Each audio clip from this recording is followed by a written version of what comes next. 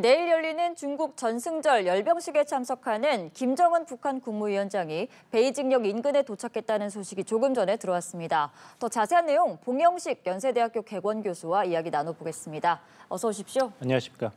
네, 약 1시간 전쯤 5시를 전후로 김정은 국무위원장이 탄 것으로 추정되는 열차가 베이징역에 도착을 했다. 그리고 중국 측의 영접을 받았다라는 소식까지 들어온 상황입니다. 약 6년 만에 방중인데 김정은 위원장의 이번 방중 어떤 목표가 가장 크다라고 먼저 분석을 하시나요? 김정은 위원장이 2023년 12월 당대회에서 이제 더 이상 남과 북은 통일을 지향하는 관계가 아니다. 민족이라는 개념이 없다. 적대적인 두 주권 국가의 관계다. 이런 새로운 관계 설정을 발표했습니다. 그 다음에 이것이 북한 헌법에 반영이 되는가에 대해서 주목을 했습니다만 김여정 부부장의 담화문 내용을 본다면 아직 여기까지는 이루어지지 않은 것 같습니다. 하지만 계속해서 이런 식으로 이제 국정 방향이 진행되고 있죠. 그렇다면은 대한민국과 동등한 위치의 주권 국가로서 북한의 위상을 잡는 것이 김정은 정권의 주된 과제라면은 이렇게 주권 국가로서 다자 외교 무대에 최고 지도자가 데뷔해서 외교를 하는 모습을 보여주는 것도 굉장히 중요한 첫 걸음이라고 할 수 있겠죠. 예. 한국 대통령만 미국에 가서 미국 대통령, 아니면 일본에서 일본 총리랑, 아니면 유엔에서 연설하고 이런 모습을 보이면은 이 남북 간의 경쟁에서 북한이 뒤처지는 것은 당연한 것이니까요. 그리고 그동안 러시아와 밀착하면서 상대적으로 악화되고 소원됐던 중국과의 관계를 복원해야지 앞으로 러시아 우크라이나의 전쟁이 종식되더라도 북한이 이제 미국과의 통큰 대화 협상에 나올 때 중국의 지원을 기대할 수가 있습니다. 이렇게 여러 가지 이유에서 김정은 총비서가 방북을 결정한 것으로 보입니다. 네, 전용 열차를 타고 육로를 통해서 이제 중국에 도착을 했다는 소식이 들어온 상황인데 김정은 위원장이 사실 최선희 외무상이라든지 다른 참모들과 함께 있는 사진은 공개가 됐습니다만 아직까지 리설주인지 아니면 김주애인지 그런 로열 패밀리 누가 동행을 했는가는 공개가 되지 않은 상황입니다. 지금 국정원에 따르면 리설주 그리고 김여정 부부장과 동행했을 가능성이 높다라고 보는데 이런 분석에 좀 동일하시나요? 기다려봐야겠죠. 이제 김정은 위원장의 전용 열차가 15칸이나 있기 때문에 리설주 여사나 김주애가 같이 동행했을 가능성은 충분히 있습니다. 동행했다 그래서 이것이 이제 열병식에 같이 모습을 보인다던가 아니면 어떤 형식이라도 북한과 중국 간의 정식 외교 일정의 모습을 보이는 그런 가능성은 사실 높지 않다고 보입니다. 왜냐하면 아직 굉장히 여러 가지 위험 요소가 있기 때문에 아버지로서도 그렇고 북한의 지도자로서도 김주애에 대한 중국의 지원을 공식화하는 그런 모습을 보이기에는 큰 부담이 분명히 있을 것입니다. 이런 말씀을 드리는 것은 김정은 위원장이 먼저 굉장한 마음고생과 모욕을 당한 것이 있기 때문입니다. 네. 2008년에 아버지 두 번째 북한 지도자 김정일 국방위원장이 갑자기 뇌졸중으로 쓰러졌지 않습니까? 그래서 생명은 구했습니다만 반실불수 상태에 오래 있었죠. 그래서 그때부터 자기의 생명이 3년밖에 남지 않은 것을 알고 후계자 작업을 시작한 것입니다. 김정은을 꼭 집었고. 그래서 중국에 가서 그 불편한 몸을 이끌고도 2010년에 두 번이나 중국에 가서 우리 아들을 북한의 지도자로 중국이 인정해달라고 이야기를 했는데 중국에서는 냉대를 했습니다. 세습도 한 번이지 왜 두 번이나 하느냐.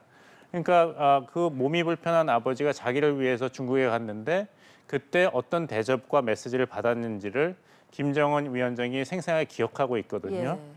그런데 그 경험을 가진 김정은 위원장이 너무 급하게 딸 김주애의 후계자 작업을 통해 가지고 중국 지도부의 인정과 지원을 약속받겠다고 이번 일정에 그것을 포함시키는 것은 사실 위험 부담이 너무 크다고 하겠고 그런 거 없이도 리설주 여사와 김주애가 같이 동행을 해서 나중에 외교 무대에 소위 정상 국가로 데뷔하려면 영부인이라든지 영애가 그런 역할을 해야 되니까 그런 비공식적인 경험을 가지는 자리로 동행했을 가능성은 있습니다. 네, 이 누가 동행했느냐를 두고도 굉장히 여러 가지 맥락이 있는 것 같은데 또 동행을 하지 않았다면 이게 국빈 방문의 형식은 아닐 것이다라는 분석도 나오고 있고요. 또 김정은 위원장이 이제 다자 무대 데뷔하는 자리이기 때문에 어떤 스포트라이트가 분산되는 것을 막기 위해서라도 혼자 갈 것이다. 뭐 이런 분석도 나오는데 누가 동행을 하는지 로열 패밀리가 가는지 안 가는지가 왜 그렇게 중요한 요소인 건가요?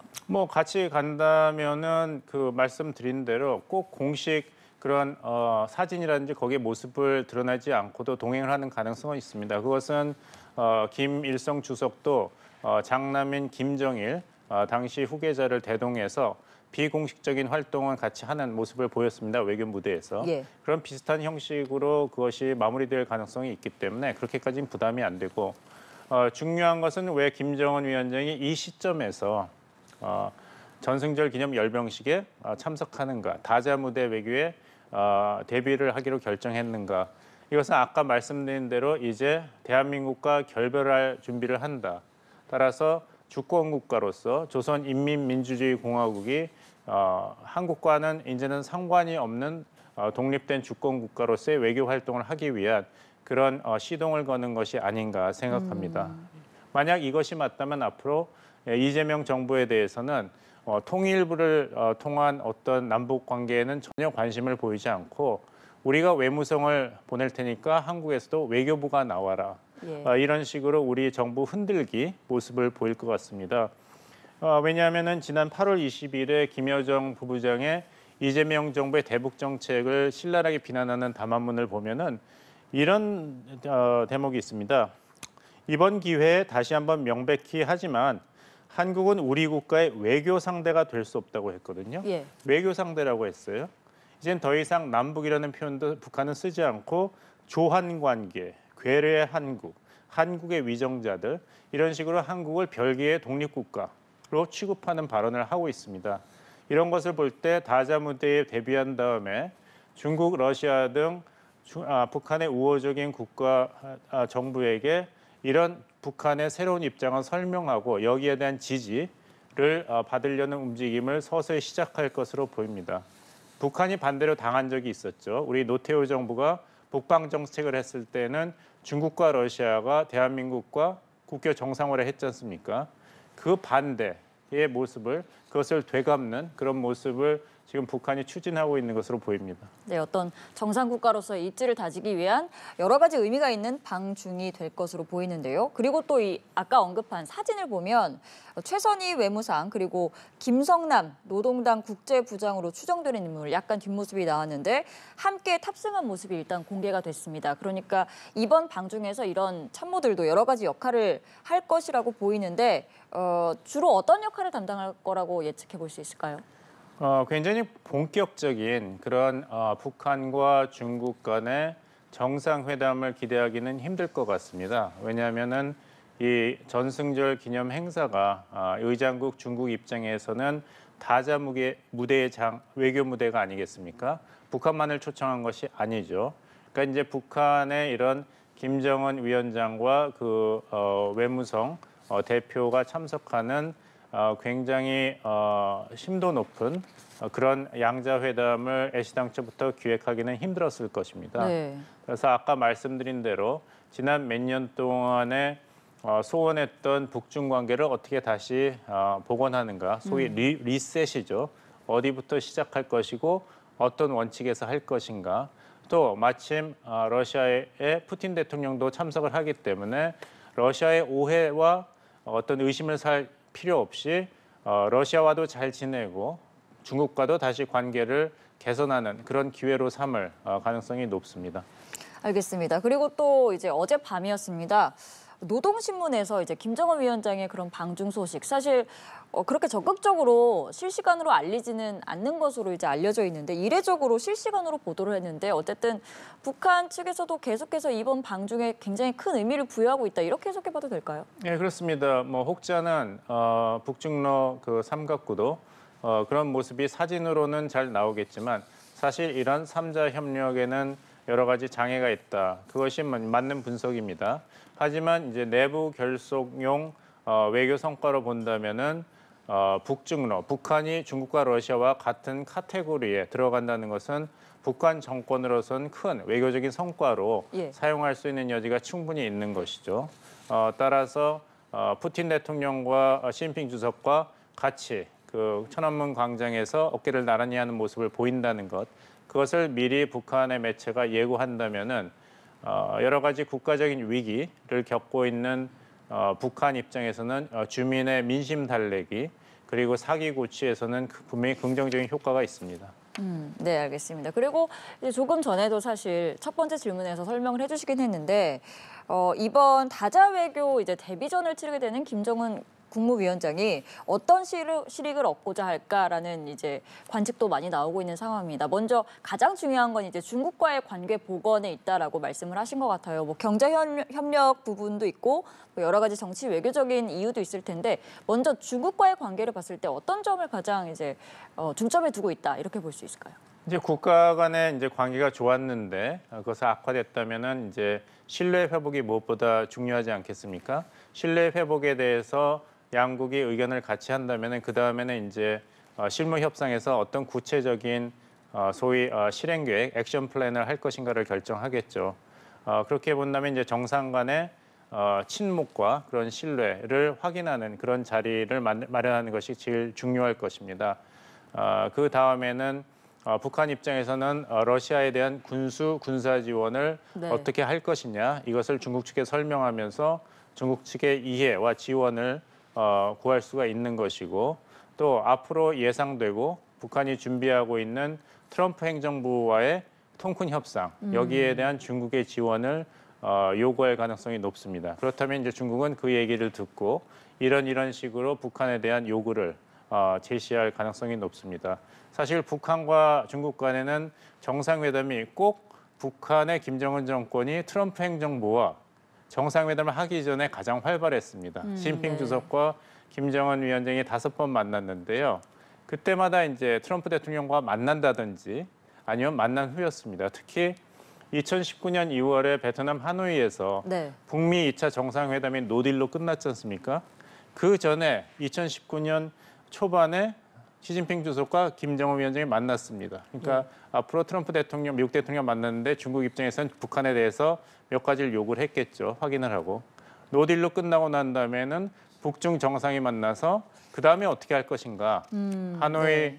북미 외교가 노딜로 끝났는데 거기에 대해서 상의를 하고. 그러니까 이제 북중 간에 어떤 얘기가 정상 간에 오갈 것이냐는 사실 미국 변수가 굉장히 큽니다. 예. 그러니까 지금 뭐 양국 간의 신뢰를 다시 회복하고 또 경제 협력적인 부분에 대해서도 이야기를 나눌 것으로 보이는데 미국과의 관계 어느 정도 좀 비중을 차지할까요? 그러니까 북중 회담이 이루어진다면. 사실 이번에 시진핑 정권이 그 열병식에서 가장 주력하는 것은 반미 그 노선을 구축하는 거 아니겠습니까? 예. 특히 인도의 모디 총리가 참석을 하고 있죠. 50% 관세를 미국으로부터 부과받은 다음에는 계속해서 트럼프 행정부에 대한 비판 노선을 하고 있는데 하지만 인도가 계속해서 줄타기 외교를 하고 있는 것도 사실입니다. 예. 모디 총리가 그래서 중국 열병식에 전승절 열병식에 참석은 하지만 그 전에 일본을 늘리죠. 그리고 군사 열병식은 보질 않습니다. 그 다음에 이제 행사에 참석하기 때문에 인도의 입장은 아직도 미국과 중국 사이에서 인도의 국익을 최대한 살리는 쪽으로 굉장히 소위 인도판 실용 외교라고 할 수 있겠죠. 네. 그 줄타 외교를 하고 있기 때문에 화두는 경제입니다. 특히 트럼프 행정부의 이 관세 폭탄에 대해서 중국이 지금 저항하고 있는데 소위 글로벌 사우스, 인도 같은 제3세계 국가들이 어떻게 경제적으로 중국과 같은 입장을 취하는가 그것을 확보하는 것이 중국 외교의 핵심 과제 중에 하나입니다. 따라서 이제 이번에 북한을 끌어안는 것도 중국 시진핑 정부로서는 굉장히 중요하겠죠. 네. 하지만 북한의 경제, 그 사정이라든지 속성을 본다면은 안보에서는 북한의 어떤 지원이라든지 긍정적인 효과를 기대할 수 있지만 이렇게 트럼프 행정부의 관세 폭풍에 같이 대처하기에는 사실 북한이 그렇게 긍정적인 변수는 아니죠. 그렇다면은 브라질이라든지 제3세계 남미의 경제 대국이라든지 아세안 국가 그리고 무엇보다도 인도가 중요합니다. 따라서 이번에 이런 전승절 외교는 중국 시진핑 정부 입장에서는 여러 가지 복선이 있다. 여러 가지 목표를 추구하지만 미국의 경제 압박에 어떻게 대응하느냐가 굉장히 중요하기 때문에 북한에 관해서는 그렇게까지 큰 어떤 합의가 나오기에는 아직 시기상조다. 안보 네. 분야에 있어서 어떤 협력을 기대해 볼 수가 있고 무엇보다도 정상 간의 기본적인 신뢰를 다시 회복하는 것이다. 이 정도로 굉장히 보수적인 아젠다로 초점을 맞출 것 같습니다. 네, 그러니까 이 열병식 행사가 내일 예정이 되어 있는데 뭐 이르면 오늘 그 북한과 중국 그 정상회담이 이루어질 수도 있다라는 보도가 나오고 있는데 오늘 이루어질 가능성도 있을까요? 예. 근데 이제 어떤 정상회담이냐에 따라서 우리가 아까 국빈 방문이냐 이런 말씀도 하셨지 않습니까? 이것이 뭐 실무 정상회담이냐 아니면 다자 외교에서 양자 간의 정상들끼리 회동을 하는 것이냐 여기에 따라서 어떤 수준의 그리고 어떤 성격의 합의와 대화가 있을 것이냐는 다 다른 것이겠죠. 알겠습니다. 그리고 이 내일 열릴 이 열병식에서 이 무기가 공개될 것이다라는 보도도 나오고 있거든요. 미국 본토까지 사정권으로 하는 대륙간 탄도미사일, 뭐 둥펑 41 그리고 무인 전투기, 페이용 97 등이 등장할 것으로 보인다. 그러니까 이게 열병식에서 이 전승절 행사에서 반서방 연대를 내세우며 그런 새로운 무기를 대거 선보일 것이다라는 보도도 많이 나오고 있어서 이 부분에도 지금 세계적인 관심이 집중이 되고 있는 상황인데 이에 앞서서 저희가 김정은 위원장 이야기를 좀 더 해보면 베이징으로 출발하기 직전에 ICBM 관련 연구소를 방문을 했습니다. 이런 식으로 어떤 군사시설에 방문을 하는 부분은 어떤 걸 좀 노린 행보라고 볼 수 있을까요? 그러니까 이제 북한과 중국이 같은 의도로 같은 행동을 하고 있는 것이죠. 예. 중국 군사력 얕보지 말아라.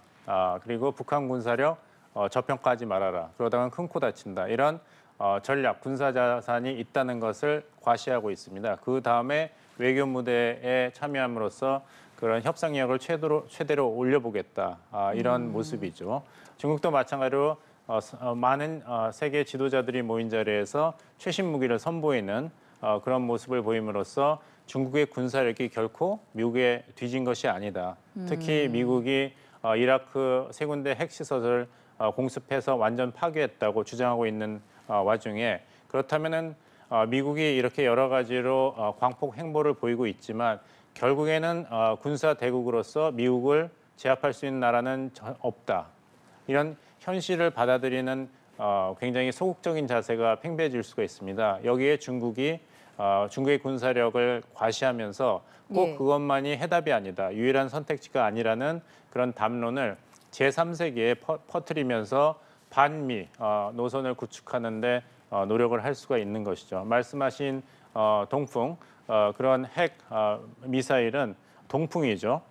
그래서 DF라고 하는데 중국의 전략은 미국의 공군력과 해군력이 중국의 본토와 연안에 접근하는 것을 선제적으로 방어하겠다. 그래서 태평양과 남중국해에서 미국의 이런 중국 포위를 간과하지 않겠다는 전략인데 사실 우세를 보였던 미군의 해군력이 굉장히 그 쇠퇴의 길로 장기간 접어들었습니다. 그리고 미사일 기술도 중국이 여러 가지로 진전을 보였기 때문에 저 DF 시리즈 미사일은 전술핵 미사일이 괌 기지를 그대로 소위 날려버린다는 괌 디스트로이어라는 별명까지도 가지게 되었습니다. 그래서 기억하시겠습니다. 트럼프 1기 때 마지막 국방장관이었던 마크 에스퍼 장관이 사실 미국의 속내를 드러낸 적이 있습니다. 이렇게 중국의 전술핵 미사일이 고도로 발전하는데 미국은 ABM 핵무기 개발을 막는 그런 조약에 묶여가지고 미사일을 개발하고 있지 못한다. 그래서 중국만 계속 전략적 우위를 점하고 있기 때문에 ABM에서 탈퇴를 했죠. 그 다음에 에스퍼 국방장관이 이야기한 것은 머지않은 장래에 대만, 일본, 한국에 미국의 전술 미사일을 전진 배치하고 싶다 이런 구상까지도 했거든요.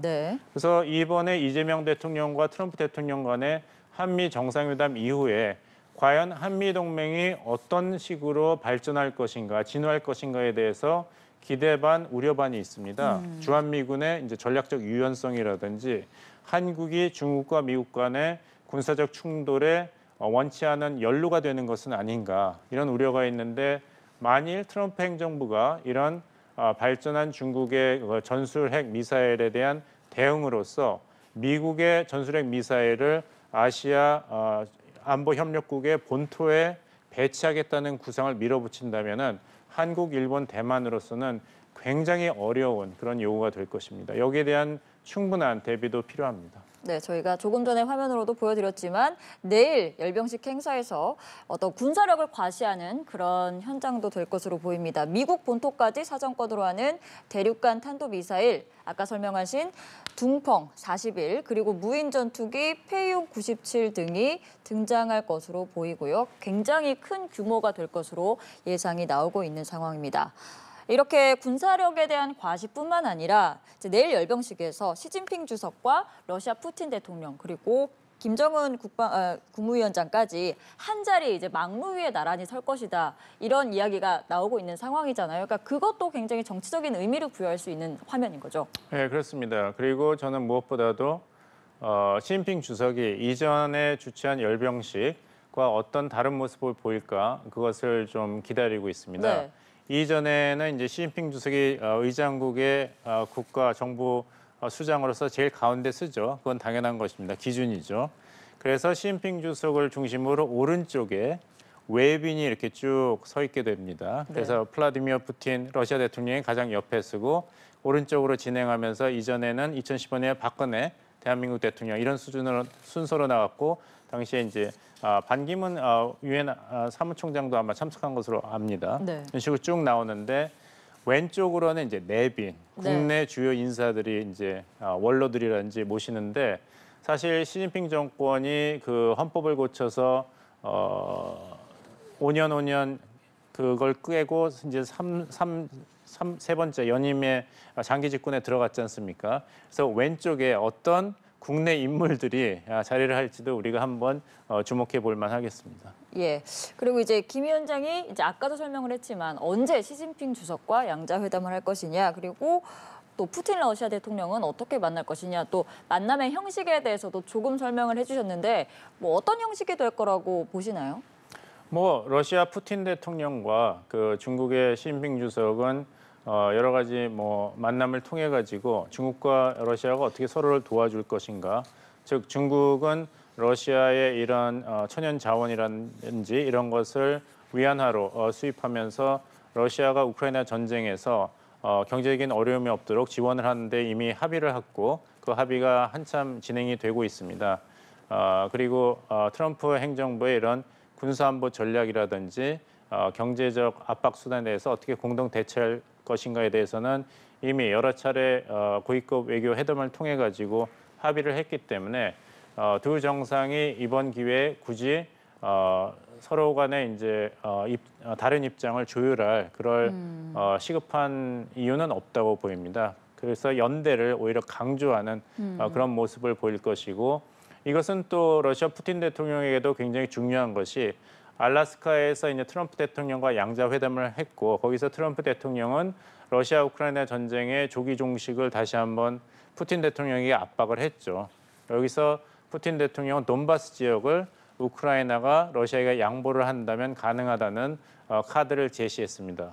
그 다음에는 이게 러시아 우크라이나 혹은 러시아 우크라이나 미국의 3자 회담이 전혀 진행이 되고 있지 않습니다. 다시 이제 도돌이표로 원점으로 돌아갔기 때문에 예. 트럼프 행정부에서 어떤 추가 대러시아 압박을 가할지 여기에 대한 여러 가지 전망이 나오고 있는데, 그렇다면은 러시아 푸틴 대통령 입장에서는 이번에 전승절 행사 참석 기회를 통해 가지고 그럴 경우에 중국과 러시아는 어떻게 연대할 것인가, 예. 특히 러시아가 그 미국에서 대러시아 경제 제재가 왔을 때 어떻게 다시 한번 중국과 경제적인 협력을 구축할 것인가를 원론적인 입장에서 확인할 수 있는 기회는 분명히 될 것입니다. 네. 그리고 마지막으로 우리나라에서도 이제 우원식 국회의장이 방중을 조금 전에 출국을 한 것으로 알려졌습니다. 뭐 김정은 국무위원장과의 뭐 조우 가능성은 낮다라는 데 좀 동의를 하시는 거죠? 예, 그렇습니다. 우리 케이스를 적용해 본다면 박근혜 대통령이 2015년에 가셨을 때 최룡예와 뭐 조우를 했는지 아무도 기억을 하지 않고 있고 그것이 뭐 남북 관계에서 큰 타격이 있었다든지 그런 건 아니기 때문에 너무 지나친 기대를 할 이유는 없고, 이재명 대통령께서 이번에 방미 동안에 안미 경중의 시대는 지났다는 걸 확인하셨고 또 트럼프 대통령에게는 피스메이커가 되달라고 얘기를 했는데 네. 여기서 우리가 지나치게 또 조급하게 북한과 뭘 독자적으로 만들겠다는 모습을 보인다면은 그때 이재명 대통령이 트럼프 대통령에 약속했던 그런 말에 신뢰성이 저하되게 됩니다. 그래서 우원식 의장이 이번에 참석하고 국정원에서 우원식 의장과 김정은 위원장 간의 의미 있는 만남 가능성이 낮고 우리가 뭘 자귀를 하지 않겠다 이런 입장을 보이는 것은 굉장히 적절한 그 우리 외교의 일관성을 명확히 유지하는 그런 포석이라고 보입니다. 알겠습니다. 내일 열리는 중국 정승절 열병식 관련해서 봉영식 연세대 개건 교수와 이야기 나눠봤습니다. 말씀 고맙습니다.